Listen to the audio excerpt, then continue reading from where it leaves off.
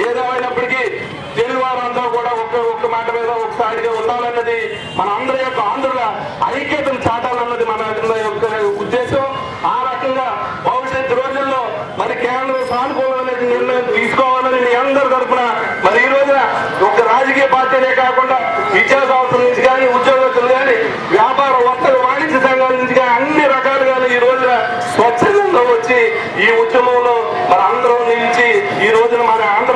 గౌరవాన్ని నిలబెట్టినందుకు ముఖ్యంగా మీ అందరికీ పేరు పేరున హృదయపూర్వకమైనటువంటి నమస్కారాలు తెలియపరుచుకుంటూ ఈ రోజున ఈ రెండు విషయాలు మాట్లాడే అవకాశం నాకు కల్పించినటువంటి కాంగ్రెస్ మరి పాల్గొన్న పట్ల